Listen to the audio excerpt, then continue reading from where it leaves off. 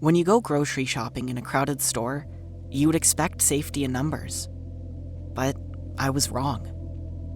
This happened last year when I was 17. My parents sent my niece and me to Walmart to grab groceries. A severe storm was supposed to hit our city next day. The store was completely packed. Everyone panic buying, carts overflowing, lines wrapping around aisles. It was already pretty tense in there. We were in the meat section picking out beef for dinner when a man suddenly stepped too close to me. Something about him looked off. He was either high, unstable, or both. His eyes wouldn't settle, and his movements were jittery. Without any warning, he asked me for my phone number. I told him I don't have one. We grabbed what we needed from that section and immediately walked away, trying not to escalate things. But instead of leaving us alone, he followed behind us. That's when he started yelling. "That's a lie. You've got a number." People were everywhere, but yet no one intervened. We sped up, hearts pounding, until we finally backed off. My niece was of course visibly shaken, and honestly, so was I.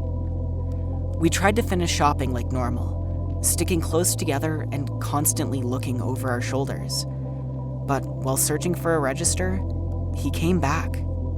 Again, he asked for my number, and again, I said no. This time he stormed off, clearly angry. We thought it was over until I noticed him again. He was standing in the clothing section, staring directly at me. He wasn't browsing. He was watching. Whenever I moved, so did he. He eventually drifted toward the medicine aisle, never taking his eyes off of us. The worst part?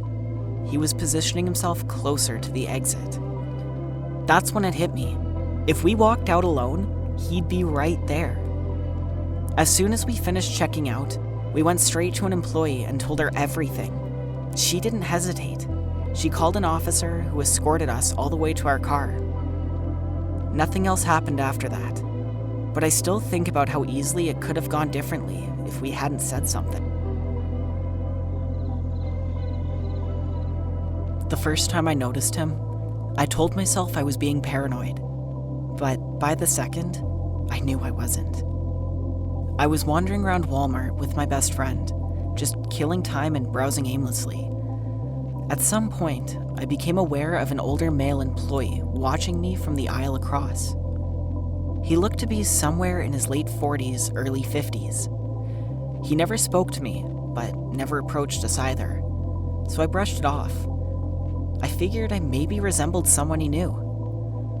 After a while, we got bored and left. My friend dropped me off at home, and the night ended like any other. Until my phone buzzed. I had just climbed into bed when I saw a Facebook notification, a friend request from a name I didn't recognize. Curiously, I opened it. My stomach dropped. The profile photo was unmistakable. It was the Walmart employee. What truly scared me wasn't that he found me. It was how. I don't remember saying my name out loud in the store.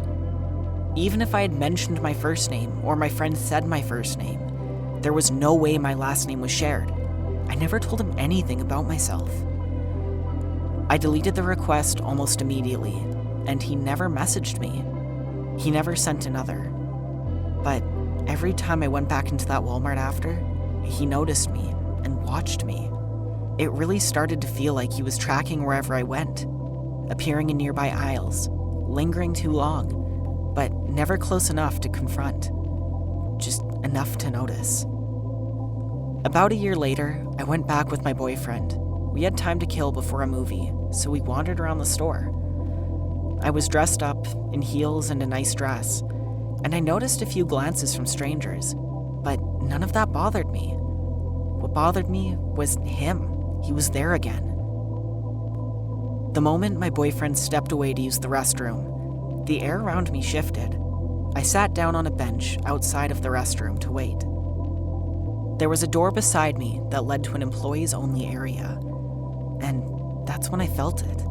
Someone watching me. I looked up and saw the same Walmart employee approaching. As he walked past me, he held eye contact for far too long, unblinking. Then, without breaking his stare, he opened the door beside me and stepped inside. I sat frozen until my boyfriend came back. I haven't seen him on any of my shopping trips recently, and I hope I never do again. I had a bad feeling before I even left my house. I ignored it, and I won't make that mistake again. Just last week, I ran into Walmart early in the morning to grab supplies for the 4th of July bonfire. Nothing unusual, except the unease that hit me before I grabbed my keys. It felt like a warning, the kind you just try to explain away as anxiety. It did go away. The store was quiet, still waking up. I moved quickly, grabbing what I needed, and headed towards the front to look at gift cards. That's when I noticed him. Another shopper standing nearby, pretending to browse. At first, I didn't think much of it. I shifted closer to the display, and when I glanced up, he was already looking at me. He smiled and said hello. Where I'm from, being polite is second nature, so I smiled back and returned the greeting. That's when things started to feel wrong. He didn't move. He just stood there watching. Then he asked, "Do you know where I can find an actual Walmart gift card?" The question didn't make sense. He wasn't elderly. He wasn't confused. He looked to be in his mid-20s, perfectly capable of finding a Walmart gift card. When I really looked at him, my stomach tightened. His hair was messy, his clothes were dirty, and he hadn't showered in days. Something about him felt familiar, but not in a comforting way.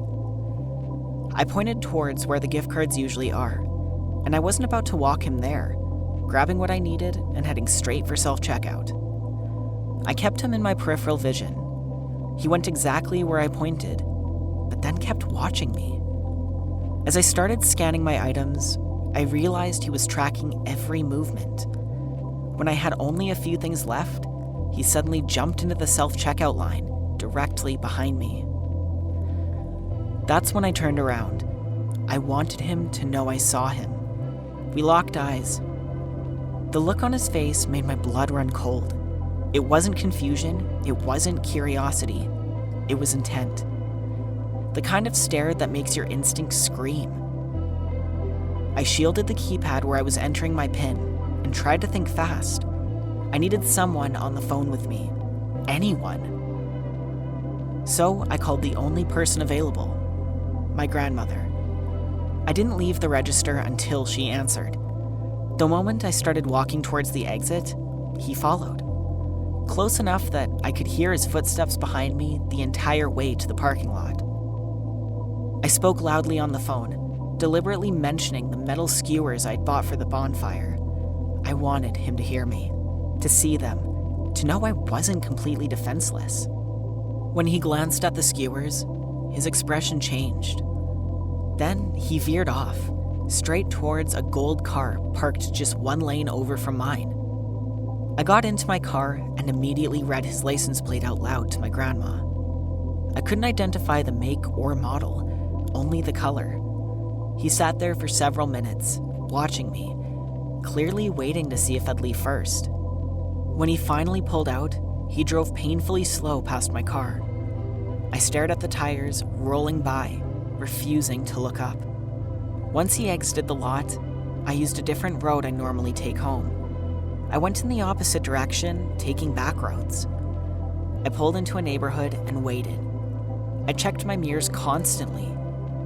Only when I was absolutely sure I wasn't being followed, I eventually went home. After I hung up the phone, the adrenaline crashed and I felt sick, shaken, and violated. I've been followed before, but never when I was completely alone. If I could completely redo that day, I would have called 911 immediately. I've since learned that the police want those calls, even if someone hasn't touched you yet.